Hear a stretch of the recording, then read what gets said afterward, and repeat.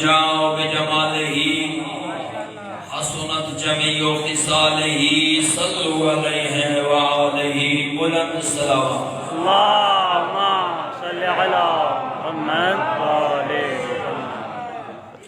سامعین دی وقار ارباب مدانش، رات کے اس وقت میں میلاد صادقین میں آپ کا یہاں بیٹھنا یہ ایمان کی دلیل ہے۔ ماشاءاللہ ماشاءاللہ۔ یقین جانیے نعت پڑھنے والے صاحبان نے کمال کیا، آپ نے داد دینے میں بھی کمال کیا۔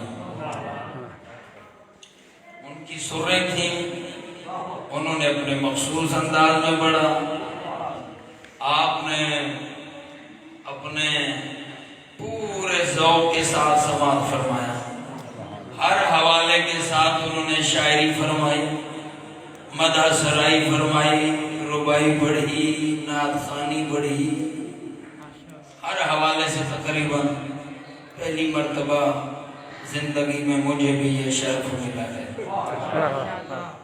یقین جانیے صبح سے میں بھی سفر پہ تھا، جشن میں راولپنڈی، چکلی، چکوال، آخری ہے جشن آپ کا۔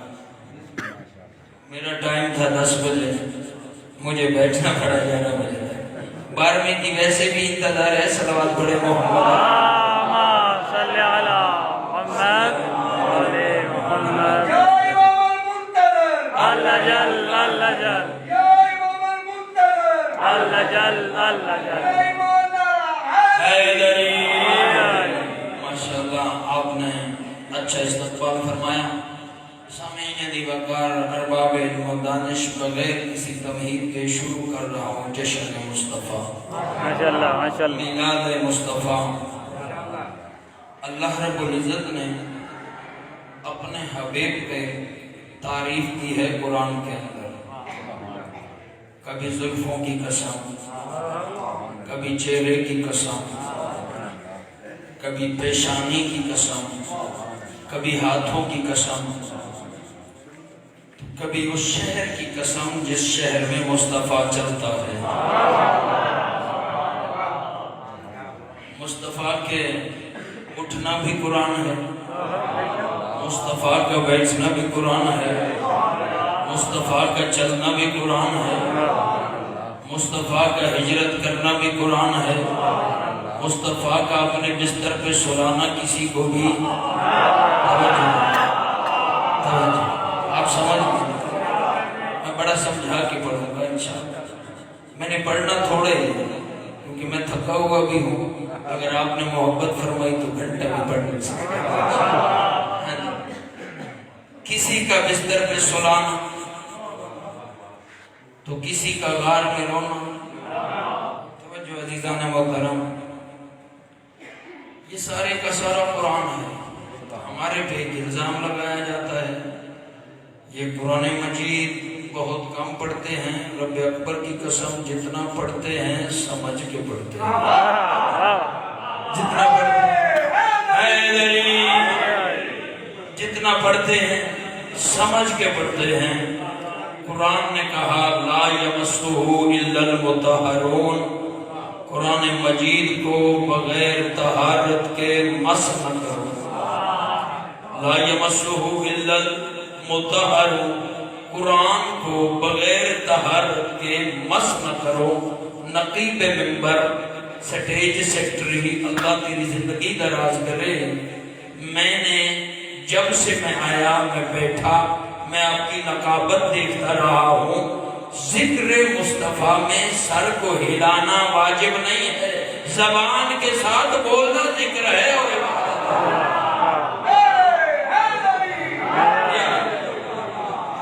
یقین جانیے اللہ رب العزت نے محبوب کی ہر ادا کو قرآن بنایا ہے۔ پوری دنیا میں جتنی درس گاہیں ہیں اور وہ درس گاہیں ہیں علوم کی، تجرباتی علوم کی، ذرا توجہ کیجیے گا، ان تمام مدارس میں پہلے تھیوری بتائی جاتی ہے، پڑھے لکھے سامعین تسلیف فرمائیں، پہلے نظریہ بتایا جاتا ہے، پھر پریکٹیکل کروایا جاتا ہے۔ پہلے تھیوری بتائی جاتی ہے، پھر پریکٹیکل کروایا جاتا ہے، لیب میں لے جا کر وہاں تجربہ کروایا جاتا ہے۔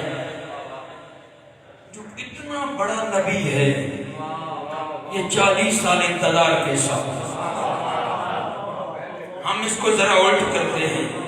پہلے تھیوری بتائی جاتی ہے، پھر تجربہ کروایا جاتا ہے۔ ہم یہاں اس کا الٹ کرتے ہیں۔ 40 سال مصطفیٰ کو پہلے اس لیے بھیج دیا کہ مصطفیٰ کا نظریہ، مصطفیٰ کی عقیدت، مصطفیٰ کی سیرت دشمن جان لے، مصطفیٰ کی سیرت لوگ پہچانے۔ مصطفیٰ کا نظریہ خدا کا نظریہ ہے، مصطفیٰ کی تھیوری خدا کی تھیوری ہے، مصطفیٰ کا تجربہ خدا کا تجربہ ہے۔ ہم یہاں الٹ کر رہے ہیں۔ 40 سال اس لیے انتظار کروایا تاکہ مصطفیٰ جو کرے گا وہی قرآن بنے گا۔ عزیزان محترم، جو 40 سال میں میرا مصطفیٰ کرے گا، میرا حبیب کرے گا، میرا سید الانبیاء کرے گا، میرا خاتم الانبیاء کرے گا، وہی قرآن بنے گا۔ 40 سال قرآن مجید کے پاس وقت کتنا ہے؟ 23.5 سال کا وقت کتنا ہے؟ 23.5 سال کا کام کتنا ہے؟ قیامت تک کا کام کتنا ہے؟ قیامت تک کا۔ تورات کس کی کتاب ہے؟ اللہ کی۔ انجیل، زبور، صحیفہ ابراہیم، صحیفہ موسیٰ، جو دیگر نبیوں پہ صحیفے نازل کرتا رہا، کس کی طرف سے آتے رہے؟ اللہ کی طرف سے آتے رہے۔ تمام کا حکم منسوخ کس نے کیا؟ تمام کا حکم منسوخ کس نے کیا؟ عزت والی کتاب ہے تورات، انجیل، زبور، صحیفہ ابراہیم، صحیفہ موسیٰ، اللہ کی طرف سے آئے ہیں، عزت والی کتابیں ہیں۔ ہمارا ایمان ہے کہ اللہ کی طرف سے بھیجی ہیں، اللہ نے اپنے پیغمبروں پہ، نبیوں پہ بھیجی ہے، وہ کتابیں آئی ہیں، پر حق ہے، لیکن ان کا حکم ان ادوار تک تھا، ان زمانوں تک تھا۔ ہمارے نبی پہ جو کتاب آئی ہے، اللہ رب العزت نے وہ کتاب کسی پہاڑ پہ نازل نہیں کی، اللہ نے وہ کتاب، اچھا انتخاب تھا ذات توحید کا، اللہ نے قلب مصطفیٰ پہ نازل کی ہے۔ پتہ تھا توحید کو کہ یہ دل پھٹنے والا نہیں ہے، یہ دل جھکنے والا نہیں ہے، یہ دل بکنے والا نہیں ہے۔ اس دل پہ اللہ نے لا ریب کتاب کو نازل کر دیا، اور اس کا حکم سورہ بقرہ کی پہلی سورہ میں بیان فرما دیا۔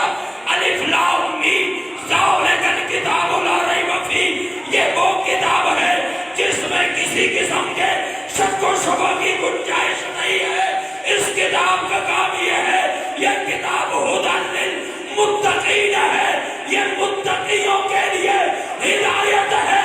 جو قرآن کی شکل میں کتاب آئی ہے وہ متقیوں کے لیے ہدایت ہے۔ جو انسان کی شکل میں کتاب آئی ہے اس کتاب کا نام علی ولی ہے، جو قرآن ناطق ہے۔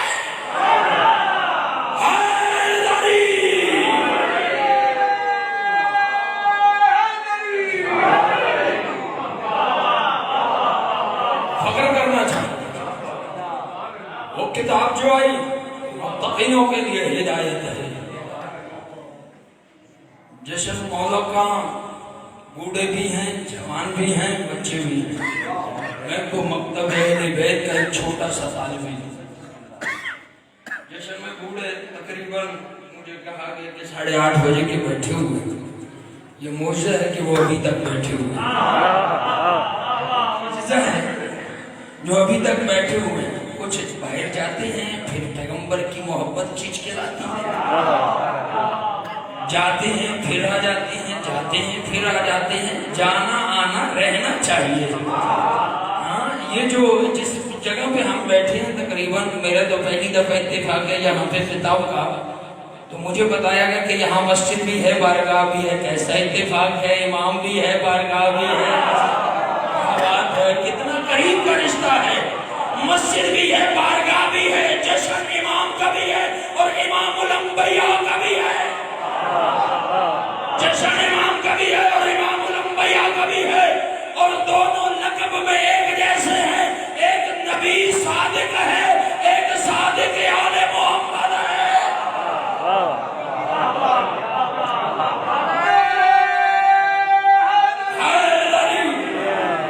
تھک کے تو نہیں سن رہے، میں اپنے آپ کو تیار کر رہا ہوں تاکہ میں جشن پڑھوں۔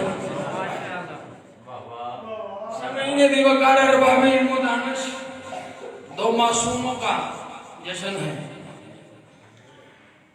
عامہ کے نزدیک 12 ربیع الاول، اور ان میں سے کچھ خاص ماہ مبارک رمضان، اور علماء امامیہ کے نزدیک 17 ربیع الاول۔ اختلاف تاریخ ولادت میں ہے، اختلاف ہے، مخالفت نہیں ہے، مخالفت حرام ہے، اختلاف ہوتا ہے۔ وقت ولادت پہ تمام مکاتب فکر کا اتفاق ہے۔ امام صادق سے کسی نے پوچھا مولا آپ بتائیں اللهم صل على سید العرب والعجم کی ولادت کس وقت ہوئی اور کس تاریخ کو ہوئی؟ امام صادق نے فرمایا جس دن میری ولادت ہوئی اسی دن سید الانبیاء کی ولادت ہوئی، اسی دن سید الانبیاء کی ولادت ہوئی۔ مولا وقت، امام نے فرمایا طلوع آفتاب سے پہلے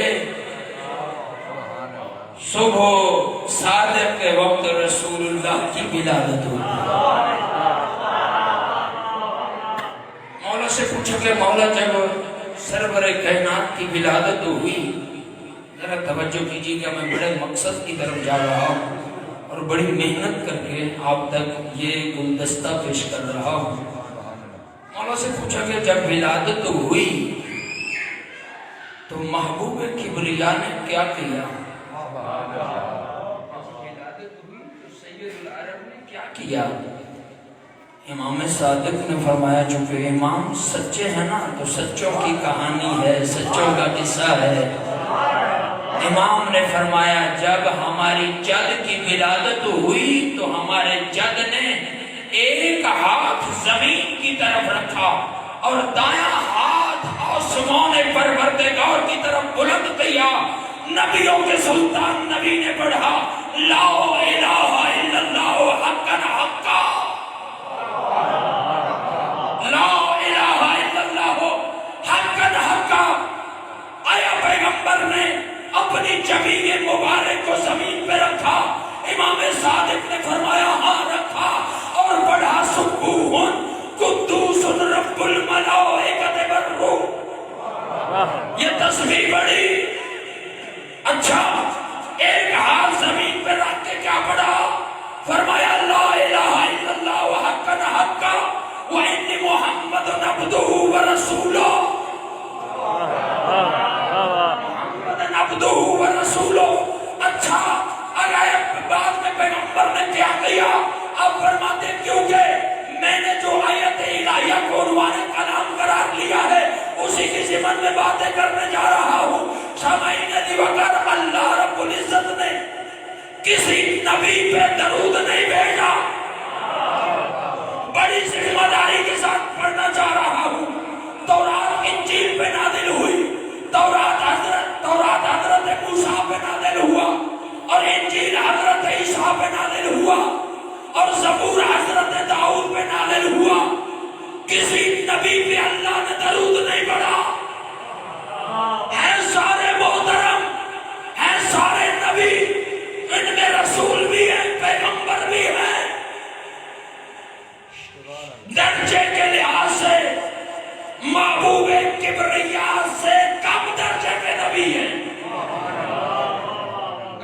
کے نبی ہیں یا نہیں؟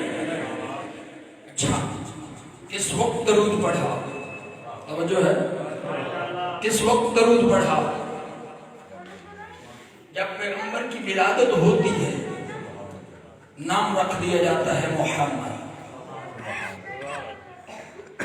آیت میں نبی ہے، آیت میں نبی ہے۔ اللہ رب یا کچھ تھوڑا آگے چلو، اللہ نے اپنے نبی کو معراج میں لے گیا، لے گیا نا معراج میں، تو آیت قرآن میں موجود ہے، پارہ نمبر 15 ہے، سورہ بنی اسرائیل ہے۔ اللہ نے کہا سبحان الذی اسری بعبدہ لیلا من المسجد الحرام الی المسجد الاقصی، راتوں رات لے گئی وہ ذات جو منزہ ہے، بالا ہے، عظمت والی ہے، سبحان والی ذات ہے، پاک و پاکیزہ ہے۔ کس کو؟ بندے کو۔ عبد کہلایا، عبد من بندہ۔ یا آگے چلیں، بعثت کے بعد رسول بن، ایسا ہی ہے۔ تو درود ولادت والے دن سے ہے؟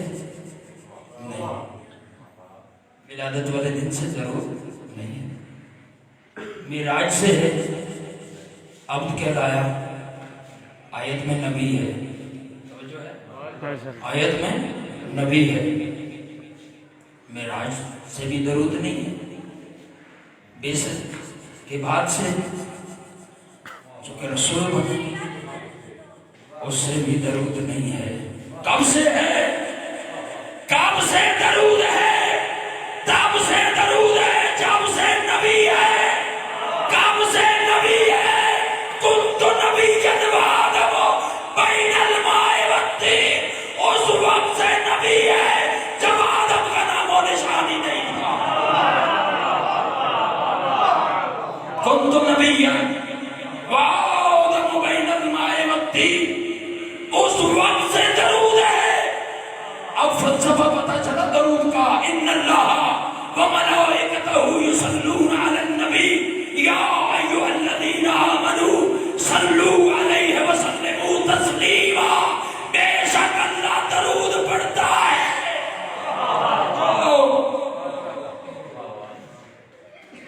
اور ملائکہ بھی درود پڑھتے ہیں، کس پہ؟ اپنے نبی پر۔ ان اللہ وملائکتہ یصلون علی النبی یا ایھا الذین آمنوا صلوا علیہ وسلموا تسلیما۔ بخیل ہے وہ بندہ جو سرکار مصطفیٰ کا نام سنے اور درود نہ پڑھے۔ میں اپنی طرف سے نہیں کہہ رہا، میں نے لفظ منافق نہیں کہا، کیونکہ منافق بدتر درجہ ہے۔ بلندر سلام اللهم صل على محمد وآله۔ اب ذرا توجہ فرمائیں، اس پوری اللہ کی کائنات میں سب سے نجس شے کیا ہے؟ خنزیر ہے۔ ذکر قرآن میں ہے، کہتے ہیں کہ اگر زبان پہ لفظ خنزیر کا نام لیا جائے تو زبان ناپاک ہو جاتی ہے۔ اللہ نے قرآن میں ذکر کیا نا خنزیر کا، وَلَحْمَ الْخِنْزِيرِ وَمَا أُهِلَّ بِهِ لِغَيْرِ اللَّهِ فَمَنِ اضْطُرَّ غَيْرَ بَاغٍ وَلَا عَادٍ فَلَا إِثْمَ عَلَيْهِ، ہے نا ذکر قرآن میں۔ خنزیر مخلوق کس کی ہے؟ خنزیر کو خنزیر کس نے بنایا؟ میں نے، اللہ نے۔ خنزیر اپنے اللہ کی تعریف کس طرح کرتا ہے؟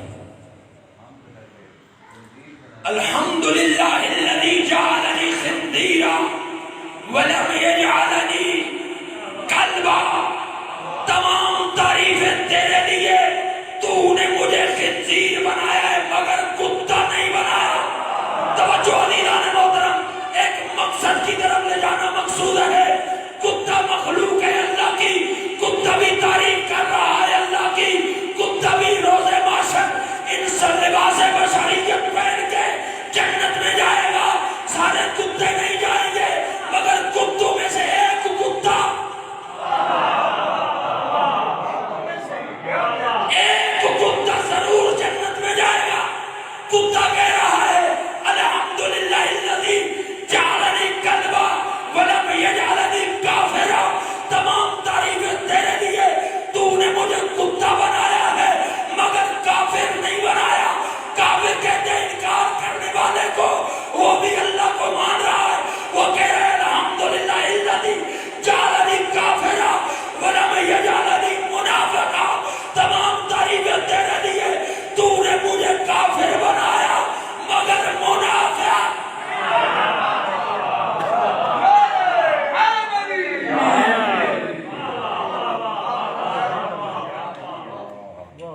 صلوات پڑھے محمد اللهم صل على محمد وآل محمد. تمام تعریفیں تیرے لیے. مجھے خنزیر بنایا مگر کتا نہیں بنایا. تمام تعریفیں تیرے لیے, تو نے مجھے کتا بنایا مگر کافر. تمام تعریفیں تیرے لیے, تو نے مجھے کافر تو بنایا ہے مگر منافق نہیں بنایا. منافق کسے کہتے ہیں؟ جس کے سامنے